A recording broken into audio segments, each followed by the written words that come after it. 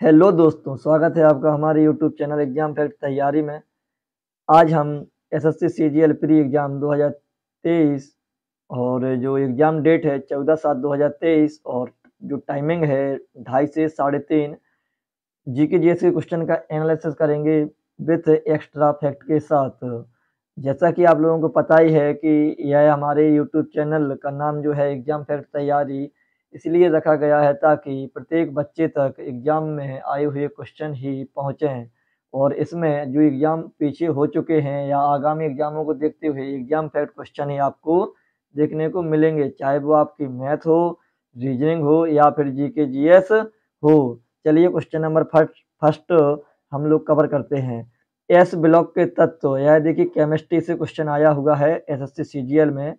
S block के तत्व calcium की व्युत्पत्ति किस लैटिन शब्द से हुई है? तो आपका आंसर है कैलक्स। चलिए आगे बढ़ते हैं सेकंड क्वेश्चन की तरफ। स्तनधारियों के यकृत में निम्नलिखित में से कौन सी कोशिकाएं पाई जाती हैं? तो राइट आंसर है कुप्फुर कोशिकाएं। आगे बढ़ते हैं अगले क्वेश्चन की तरफ। कौन सा जल मार्ग भारत बांग्लादेश प्रोटोकॉल मार्ग के माध्यम से भारत की भूमि के साथ संपर्क प्रदान करता है? तो इसका राइट आंसर है NW2। और देखिए इससे रिलेटिव कुछ एग्जाम फैक्ट हमने अटेंड किए हुए हैं और जो कि आगामी एग्जाम में आपकी पूरी वीडियो ही इम्पोर्टेंट होने वाली है। चलिए कुछ और अदर एग्जाम फैक्ट देखते हैं। तो क्वेश्चन आपके एग्जाम में ऐसा भी आ सकता है कि तीनों ओर से बांग्लादेश से घिरा हुआ भारतीय राज्य कौन सा है? तो आपका आंसर है त्रिपुरा। बांग्लादेश से भारत के कितने राज्य सीमा साझा करते हैं? तो आपका आंसर होना चाहिए 5 और वो पांच राज्य कौन कौन से हैं? पश्चिम बंगाल, असम, मेघालय, त्रिपुरा और मिजोरम। अगला क्वेश्चन है भारत का राष्ट्रीय गीत आमार सोनार बांग्ला, जिसके रचनाकार कौन है? तो रविंद्रनाथ टैगोर हैं। याद रखने वाला क्वेश्चन, पूरे क्वेश्चन आपके इंपॉर्टेंट हैं, आपको अच्छे से इन क्वेश्चनों को पढ़ना है और याद भी करना है। चलिए आगे बढ़ते हैं। ब्रह्मपुत्र नदी को बांग्लादेश में क्या कहा जाता है? तो जमुना। और गंगा नदी को बांग्लादेश में क्या कहा जाता है? तो पद्मा। याद रखना, सारे क्वेश्चन इंपॉर्टेंट है, पूरी वीडियो ही इंपॉर्टेंट है। भारत के साथ सर्वाधिक सीमा वाला देश कौन सा है? तो राइट आंसर है बांग्लादेश। बिम्सटेक का मुख्यालय कहाँ स्थित है? तो आपका आंसर है ढाका। चलिए आगे बढ़ते हैं अगले क्वेश्चन की तरफ। किस गृह सरकार में परिवर्तन करके भारत के राज्य सचिव को ब्रिटिश सरकार के लिए कब उत्तरदायी बनाया गया? तो इसका राइट आंसर है 1858। याद रखना दोस्तों, सारे क्वेश्चन इंपॉर्टेंट है। अगले क्वेश्चन की तरफ बढ़ते हैं। निम्नलिखित में से कौन सा सेल रॉक का एक प्रकार नहीं है? तो इसका जो सही उत्तर है ऑप्शन नंबर थर्ड, अवशेष चट्टान है। चलिए आगे बढ़ते हैं अगले क्वेश्चन की तरफ।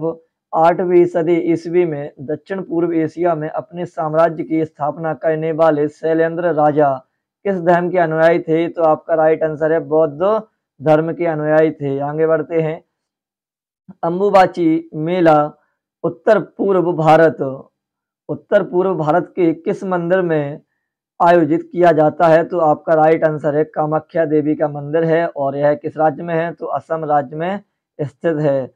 आगे बढ़ते हैं अगले क्वेश्चन की तरफ। भारत का प्रथम विधि अधिकारी कौन होता है? तो भारत के महान्यायवादी प्रथम विधि अधिकारी होते हैं और यह अनुच्छेद 76 के अंतर्गत आते हैं। चलिए अगले क्वेश्चन की तरफ।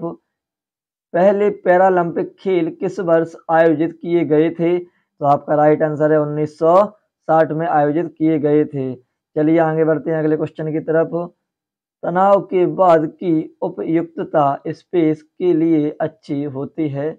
तो राइट आंसर है लॉन्ग स्पेन। आगे बढ़ते हैं अगले क्वेश्चन की तरफ। हाइपर पैराथायराइडिज्म, दुष्चिकित्सीय रिकेट्स और पारिवारिक हाइपोफोस्फेटेमिया के इलाज के लिए किस विटामिन डी समधर्मी का इस्तेमाल किया जाता है? तो आपका राइट आंसर है एर्गो कैल्सीफेरॉल का इस रोग के लिए उपयोग किया जाता है। अगला क्वेश्चन है हमारा। निम्नलिखित विकास वित्तीय संसाधनों को उनकी स्थापना के वर्ष के अनुसार सही काल अनुक्रमिक क्रम में व्यवस्थित करें। तो आपका पहला नाम है आईसीआईसीआई बैंक, अगला नाम है आईडीबीआई और अगला नाम है आईएफसीआई बैंक। आपको इनको क्रम के अनुसार लगाना है और इनकी फुल फॉर्म भी आप लोगों को याद रखना है, एग्जाम में पूछ लिए जाते हैं। Industrial credit and investment corporation of India, ICICI bank का पूरा फुल फॉर्म हो गया। इसके बाद industrial development bank of India, IDB का हो गया, और industrial finance corporation of India, IFCI का फुल फॉर्म हो गया। और इसका जो राइट आंसर है वो है ऑप्शन नंबर 3। पहले आपका 3 आया यानी IFCI आया, इसके बाद ICICI बैंक आया, इसके बाद आया IDBI बैंक। याद रखना है इनका क्रम के अनुसार, पूछ लिया जाएगा आगामी एग्जाम में। आगे बढ़ते हैं। मुद्रा सूक्ष्म इकाई उद्यमों के विकास और पुनर्वित्त के लिए भारत सरकार द्वारा स्थापित एक वित्तीय संस्था है। तो मुद्रा का पूर्ण रूप बताइए। इसका जो राइट आंसर है वो ऑप्शन नंबर 4 है, मुद्रा। अब मुद्रा से M से आ गया आपका माइक्रो, और U से यूनिट, D से डेवलपमेंट एंड R से रेफिनेंस और A से एजेंसी।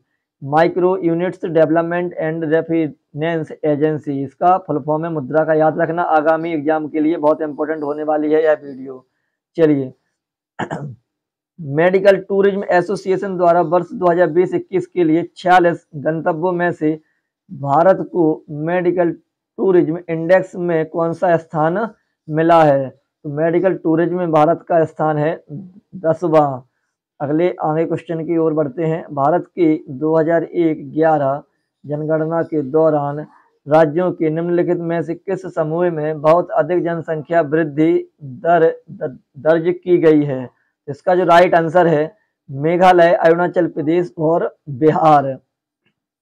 आगे बढ़ते हैं। 3014 मीटर ऊंची जपफू पर्वत श्रेणी किस राज्य में स्थित है? तो आपकी जपफू पर्वत श्रेणी नागालैंड राज्य में स्थित है। आगे बढ़ते हैं अगले क्वेश्चन की तरफ। प्रारंभिक वैदिक काल में धनवान व्यक्ति को स्पेस किस रूप में जाना जाता था? तो जो प्रारंभिक वैदिक काल था, आपके कोई भी धनवान व्यक्ति है तो उसको गोमत कहा जाता था। आगे बढ़ते हैं अगले क्वेश्चन की तरफ। ये देखिए, ये आ गया टोक्यो ओलंपिक 2020 से क्वेश्चन। निम्नलिखित में से कौन सा खिलाड़ी भाला फेंक जेवलिन थ्रो से जुड़ा हुआ है? तो इसका राइट आंसर है नीरज चोपड़ा। और देखिए, और ये जो 4 ऑप्शन आपके पास उपलब्ध हैं, एक मनिका बत्रा, नीरज चोपड़ा, पंकज आडवाणी, सौरभ चौधरी, ये चारों नाम अपने आप में प्रसिद्ध हैं और आगामी एग्जाम में आपसे इनसे रिलेटेड क्वेश्चन पूछे जाएंगे। तो यह एग्जाम फैक्ट में इसीलिए इन क्वेश्चनों को रखा गया है। जो आपकी मनिका बत्रा हैं वो टेबल टेनिस से संबंधित हैं। पंकज आडवाणी स्नूकर और बिलियर्ड्स, ये दोनों खेल अलग अलग होते हैं। सौरभ चौधरी निशानेबाजी से संबंधित हैं।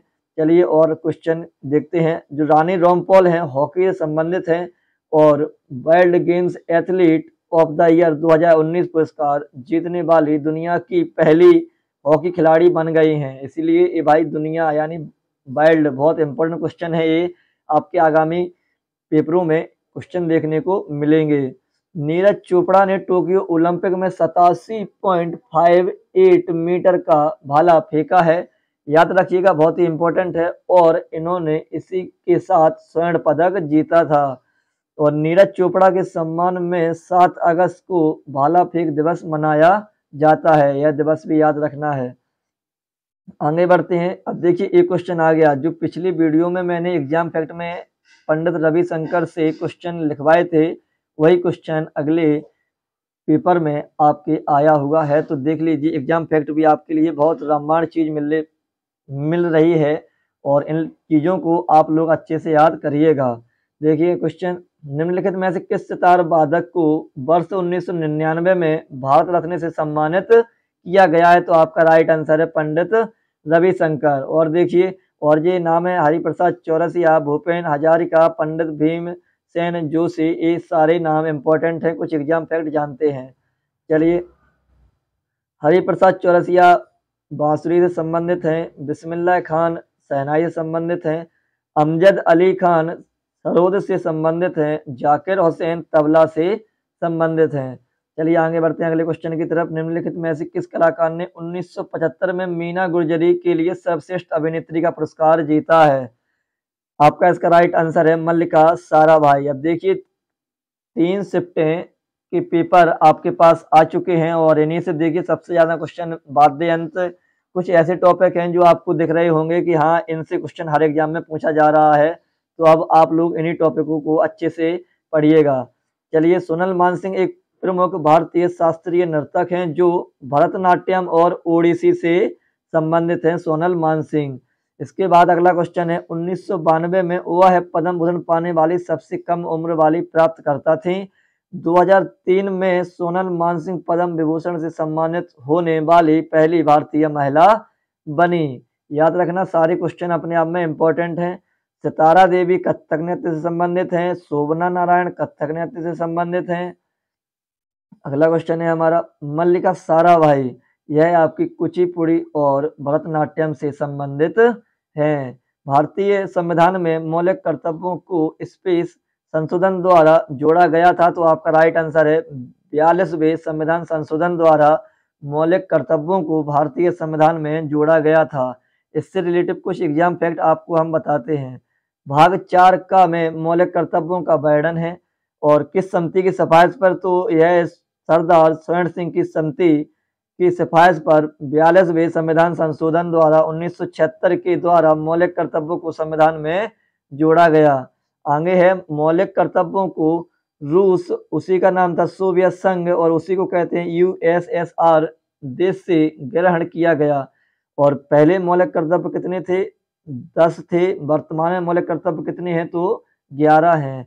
आगे बढ़िए। माता पिता या संरक्षक द्वारा 6 से 14 वर्ष के बच्चों को प्राथमिक शिक्षा प्रदान करना यह 11वां मौलिक कर्तव्य है। तो आपसे पूछा जा सकता है 11वां मौलिक कर्तव्य बताइए, तो आपका आंसर होना चाहिए 6 से 14 वर्ष के बच्चों को प्राथमिक शिक्षा प्रदान करना है। और जो 86वें संविधान संशोधन के द्वारा 2002 में जोड़ा गया। क्वेश्चन आपसे किसी प्रकार से पूछा जा सकता है, आप लोग अच्छे से याद करिएगा। 42वें संविधान संशोधन द्वारा शिक्षा को समवर्ती सूची में डाला गया। चलिए आगे बढ़ते हैं। स्पेस ने एक धर्मनिरपेक्ष भारत और इस्लामी पाकिस्तान में ब्रिटिश भारतीय साम्राज्य के द्विविभाजन, यानी जब भारत और पाकिस्तान को अलग किया गया उस समय यह घोषणा किसने की? तो आपका राइट आंसर है लॉर्ड लुईस माउंटबेटन। इनके माध्यम से भारत और पाकिस्तान अलग अलग देश बने। चलिए, लॉर्ड माउंटबेटन भारत के अंतिम वायसराय और स्वतंत्र भारत के पहले गवर्नर जनरल थे। व्यापकता का सिद्धांत, डॉक्ट्रिन ऑफ लीव्स का सिद्धांत किसने दिया? तो आपका आंसर है डलहौजी। यह क्वेश्चन यूपी एसएससी पेट 2021 के एग्जाम में आया हुआ है। राज्य हड़प नीति इसी को बोला जाता है, तो याद रखना राज्य हड़प नीति की भी किसने चलाई थी? तो इसका राइट आंसर होना चाहिए डलहौजी। व्यापकता का सिद्धांत, डॉक्ट्रिन ऑफ लीव्स, डलहौजी। और इसका जो राज्य हड़प नीति है इसने झांसी पर कब्जा 1853 में किया हुआ था। यह क्वेश्चन यूपी एसएससी के किसी एग्जाम में आया हुआ क्वेश्चन है। चलिए आगे बढ़ते हैं। लॉर्ड कर्जन के समय बंगाल का विभाजन हुआ था और यह विभाजन कब हुआ था? तो 1905 में हुआ था। उर्मिला सत्यनारायण किस भारतीय शास्त्रीय नृत्य शैली की प्रतिपादक हैं? तो आपका राइट आंसर होना चाहिए भरतनाट्यम। आगे बढ़ते हैं अगले क्वेश्चन की तरफ। 2021 में भारतीय पुरुष क्रिकेट टीम ने ऑस्ट्रेलिया को गाबा स्टेडियम में टेस्ट मैच में हराकर स्पेस के बाद से ब्रिस्बेन में ऑस्ट्रेलिया को हराने वाली एकमात्र टीम बन गई है। तो इन्होंने कब हराया था? तो आपका राइट आंसर है 1988। आगे बढ़ते हैं अगले क्वेश्चन की तरफ। भारत के 74वें गणतंत्र दिवस समारोह में मुख्य अतिथि निम्नलिखित में से कौन थे? तो आपका राइट आंसर है अब्देल फतेह अल सीसी। और देखिए इसी से रिलेटेड पिछले एग्जाम में भी क्वेश्चन आया हुआ था कि ऐसे कौन से 2 वर्ष हैं जिसमें कोई मुख्य अतिथि के रूप में नहीं भारत आया है। चलिए, यह 25 क्वेश्चन आपके जीके जीएस के हमने कंप्लीट करा दिए हैं। आशा करते हैं आपको यह वीडियो अच्छी लगी होगी। अगर आप अभी तक हमारे चैनल पर नए हैं तो हमारे चैनल को सब्सक्राइब करिए, दोस्तों को शेयर करिए, ताकि हर किसी भाई तक एग्जाम फैक्ट चीज़ें पहुंच सकें और आगामी एग्जाम की तैयारी अच्छे से कर सकें। आप लोग ये बात यकीन मानिए कि देखिएगा, जो UP triple S C PET है या कोई भी आगामी एग्जाम है, हमारी वीडियो से उस एग्जाम में आपके काफ़ी क्वेश्चन मिलेंगे और आपको यह वीडियो हेल्पफुल होने वाली है। तो ठीक है दोस्तों, आज की वीडियो में हमने आज 25 क्वेश्चन, कुछ क्वेश्चन के एक्स्ट्रा फैक्ट शायद पढ़े हैं। जय हिंद, जय भारत।